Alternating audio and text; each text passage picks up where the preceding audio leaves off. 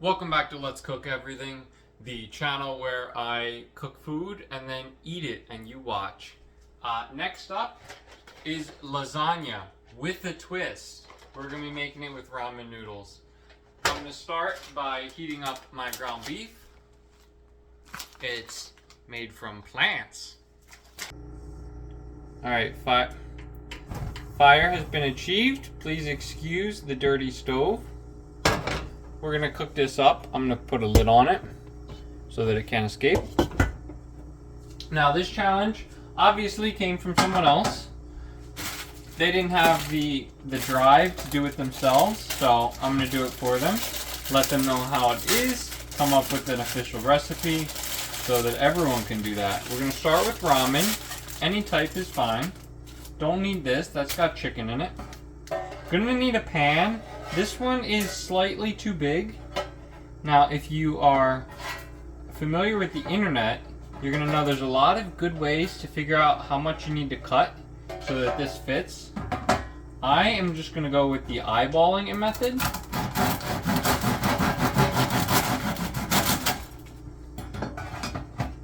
Not enough, so we'll cut twice. Perfect. We're going to do that to the second one as well. I will cut the same amount from each side.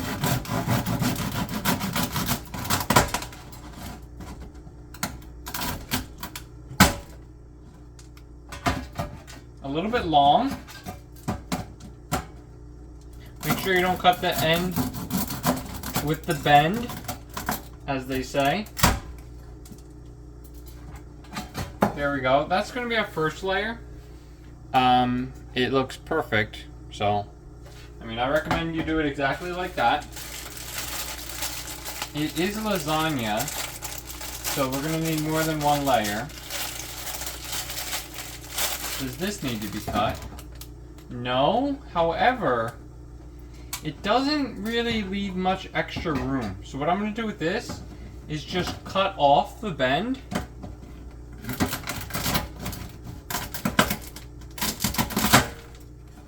That's going to allow us to separate it and have two individual ramen packs. As anyone who's made lasagna knows, you don't want to crack the sheet, so we're going to do this super carefully.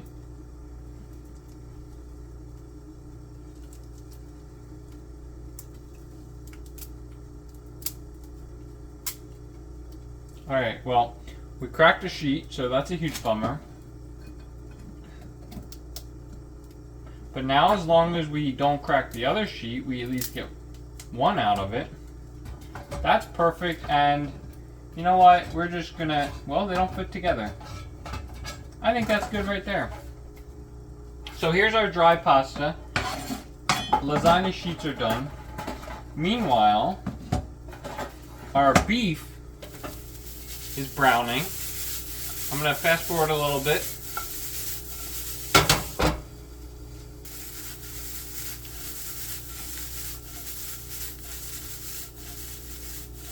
Okay, the beef is still cooking, but it's getting there. I think it's ready to continue.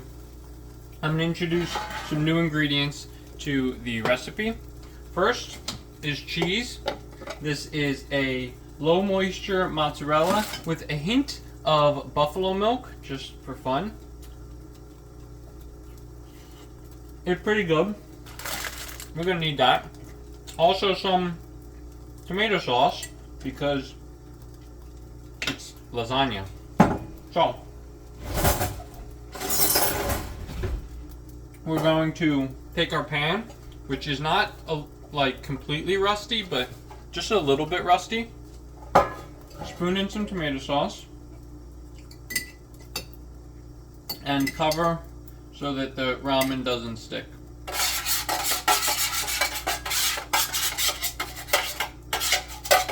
Try to get the sides a little bit too. Do a little shake and bake.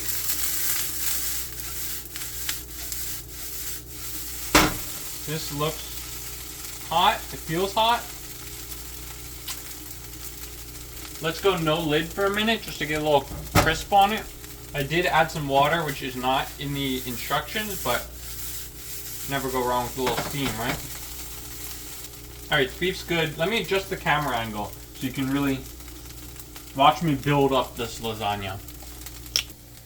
Alright, I added a little more sauce just to really even out the bottom of the pan. This is a top sheet, not a bottom, so that's a bit of a bummer. Do we change directions here and pivot? Should we pivot and just make it... I haven't decided yet if I'm going to go upside down with it or add another layer by breaking the other ones in half. That's the fun thing about cooking, is you just never know what you're going to get. It's like eating a box of chocolates. Knead it.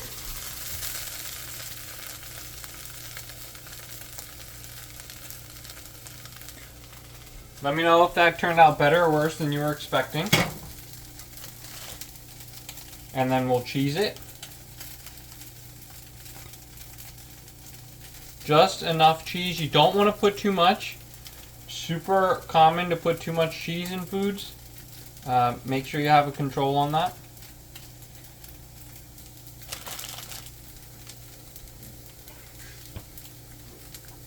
Now, honestly, I think it would be kind of cool if I had more layers. We're going to try to break this by hand. And the ramen fully agrees with me. Look at that. It's like opening an apple how easy that came apart. I think the ramen really wanted to be 3 layers. So we sauce again.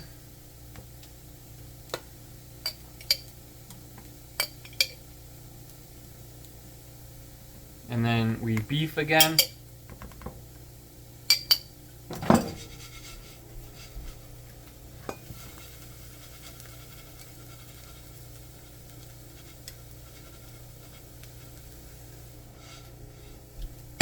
And then we cheese again.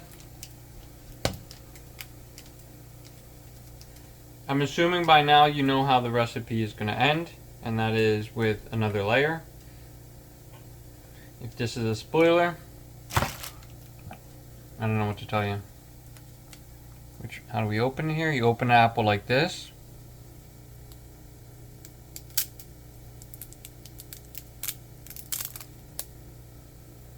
Mint.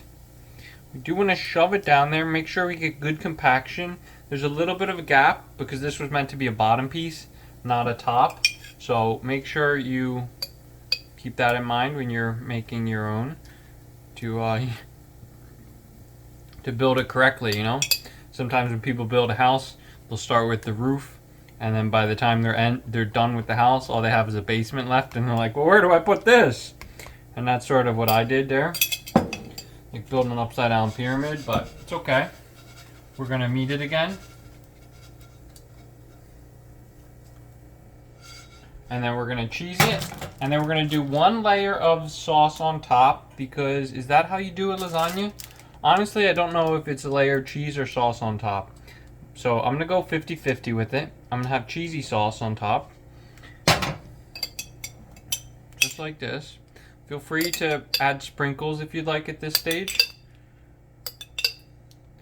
My sprinkle consumer is not going to eat this, so I'm going to leave them off. But just a couple wouldn't hurt, just in her honor. I know that I lost some of you at this stage, but honestly, you should have left earlier. So, we're good. Let's cover it. Little aluminum foil.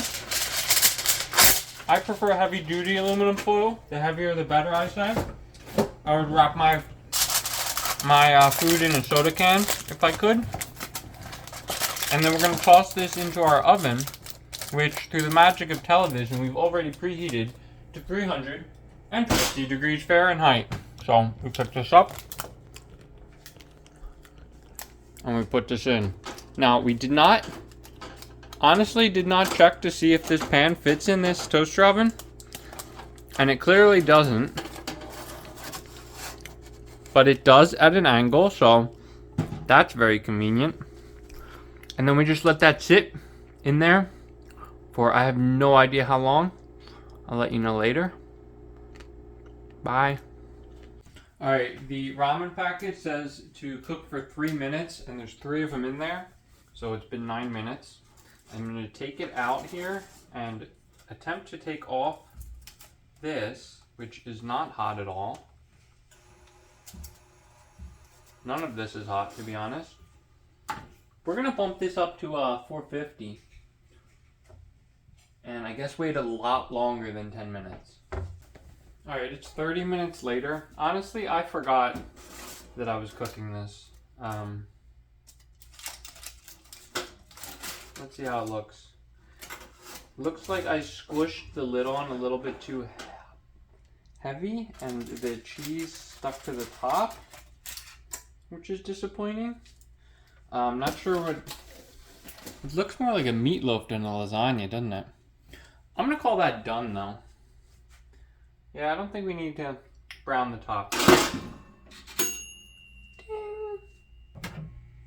Alright, I don't know why... Oh, that was the chocolate. I was like, what is all this black stuff?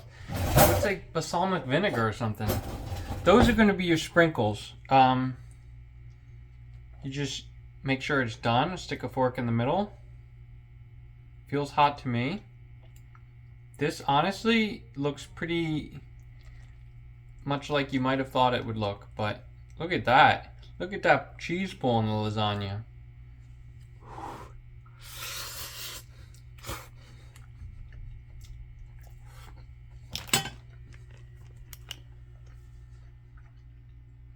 The ramen is only slightly undercooked. It's like almost al dente. But all together, it's a real nice gooey goodness. Turns out way better than I'm assuming you thought it would. Yeah. Until next time, when I taste test the difference between square and circular ravioli. Challenge complete.